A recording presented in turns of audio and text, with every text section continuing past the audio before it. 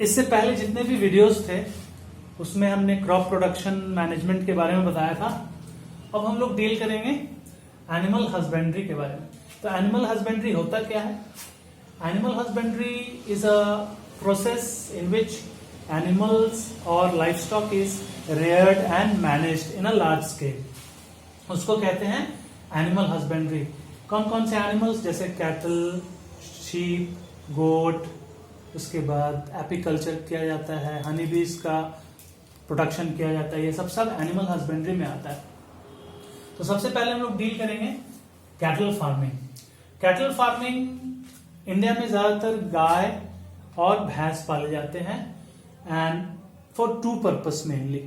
एक तो मिल्क के लिए और दूसरा they work as animal of draught, या उसको ड्रॉट एनिमल्स कहते हैं। उसको खेत में काम करवाने के लिए, कोई और काम के लिए यूज करते हैं। तो जो काव है उसको बॉस इंडिकस कहते हैं और जो एनिमल जो बफेलो है उसको बॉस ब्यूबलिस कहते हैं। ये दोनों मिल्क एनिमल्स हैं, मिल्क प्रोड्यूसिंग एनिमल्स, और इसी को डेयरी एनिमल्स भी कहते हैं। तो कैटल फार्मिंग जनरली ज्यादातर डेयरी फार्मिंग के लिए किया जाता है। कैटल फार्मिंग में सबसे जरूरी चीज होता है लैक्टेशन पीरियड। ये लैक्टेशन पीरियड क्या है? लैक्टेशन पीरियड वो पीरियड है जब काव या बफेलो जितना दिन तक मिल्क देती है after the birth of a calf, उसी को लैक्टेशन पीरियड कहते हैं।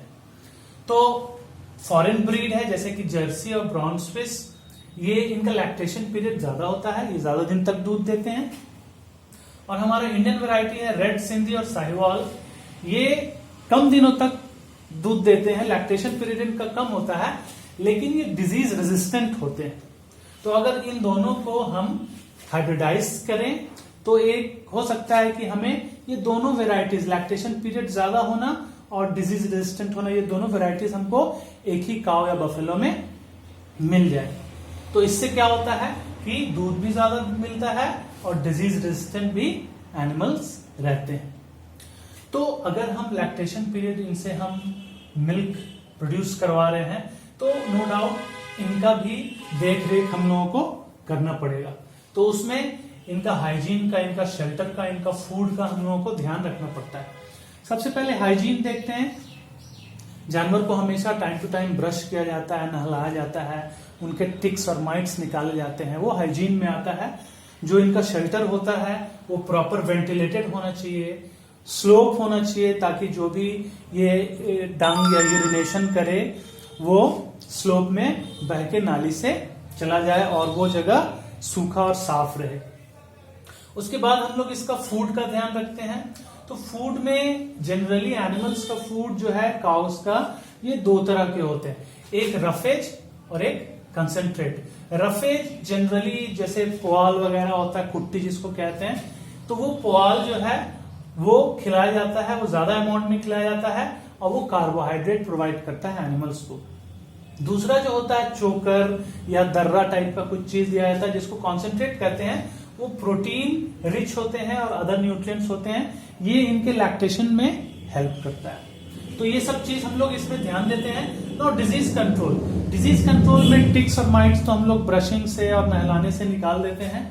उसके बाद वर्म्स और लिवर फ्लूक्स होते हैं, अगर ये हो गया एनिमल्स को तो उनके डाइजेस्टिव सिस्टम में प्रॉब्लम होता है, तो उसके लिए वेटनरी डॉक्टर को बुला के इनको दवा दिया जाता है। बहुत सारे बैक्टीरियल और वायरल डिजीजेस भी एनिमल्स में पाए जाते हैं, तो उसके लिए डॉक्टर्स को बुला के प्रॉपर वैक्सीनेशन करवाया जाता है। तो इस तरह से हम लोग कैटल फार्मिंग अच्छे से कर सकते हैं, मिल्क प्रोड्यूस कर सकते हैं और लेबर के लिए एनिमल्स को हम लोग पाल सकते हैं। नेक्स्ट जो है वो है पोल्ट्री फार्मिंग। पोल्ट्री फार्मिंग में बर्ड्स जैसे कि हैन, डक, ये सब हम लोग पालते हैं and it is mainly for to purposes, one for egg and one for meet. तो जो एग पर्पस के लिए जो बर्ड्स, हैंस वगैरह जो रेयर और मैनेज करते हैं हम लोग, उसको लेयर्स कहते हैं। और जो मीट पर्पस के लिए जो बर्ड्स, हैंस वगैरह जो हम लोग प्रोड्यूस करते हैं उसको ब्रॉयलर्स कहते हैं। इनका लेयर्स और ब्रॉयलर्स का जो फूड रिक्वायरमेंट है वो थोड़ा सा डिफरेंट हो जाता है। लेयर्स जो कि अंडा देना है उनको फ्रीक्वेंटली, तो उनमें विटामिन और मिनरल्स की मात्रा उनके फूड में ज्यादा होता है। ब्रॉयलर्स के फूड में जो है प्रोटीन और फैट रिच होता है, विटामिन भी कुछ कुछ एडेड होता है ताकि वो खा के जल्दी वेट गेन करे और अच्छा चिकन प्रोडक्शन दे। पोल्ट्री में भी हेल्थ और हाइजीन का और डिजीज कंट्रोल का ख्याल रखा जाता है। उनका भी जो जगह है वो प्रॉपर टेम्परेचर कंट्रोल होना चाहिए। बहुत ज्यादा गर्मी या बहुत ज्यादा ठंड में चिकन्स मरने लगते हैं।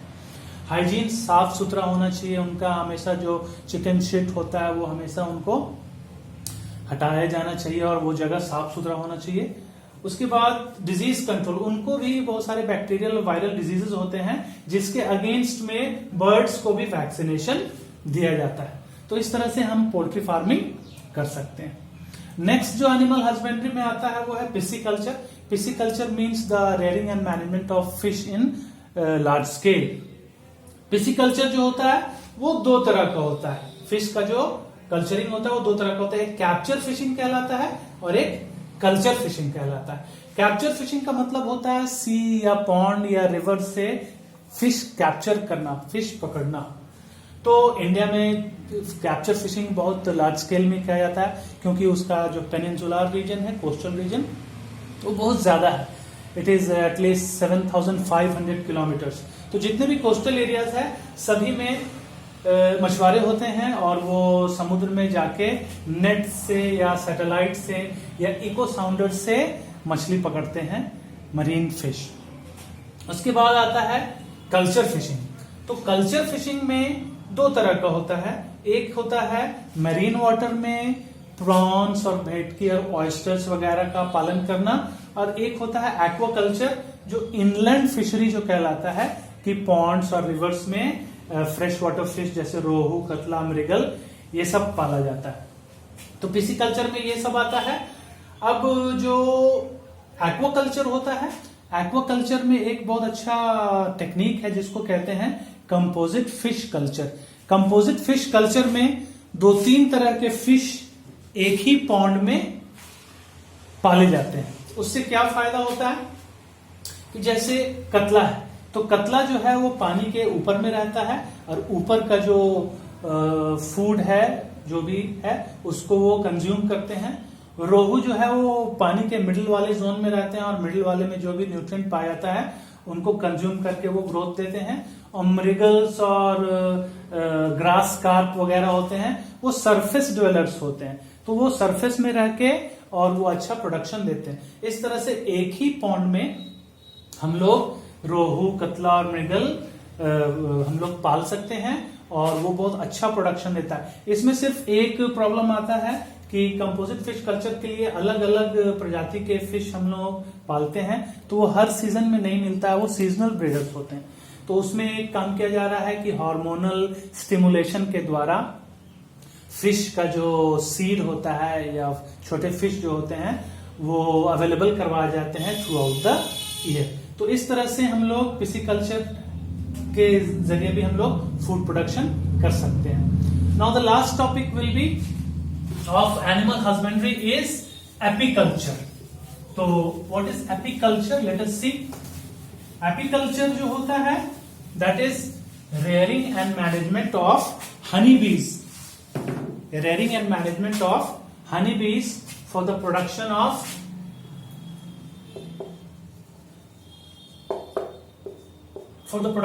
honey and wax। तो एपीकल्चर का जो प्रोडक्शन, एपीकल्चर जो किया जाता है वो हनीज के लिए किया जाता है और वैक्स के लिए किया जाता है।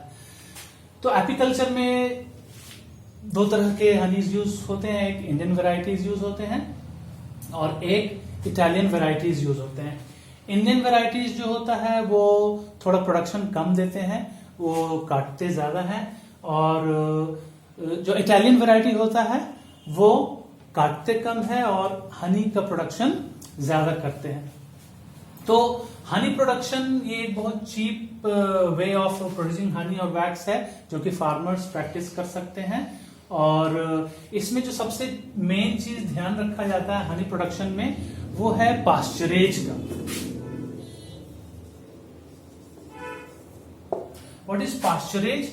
पास्चरेज जो होता है वो आसपास का जो वेजिटेशन होता है जिसमें फ्लावर्स ब्लूम करते हैं उनसे हनी बीज जो होते हैं वो नेक्टर लेके और अपने बी हाइव में उसको जमा करते हैं।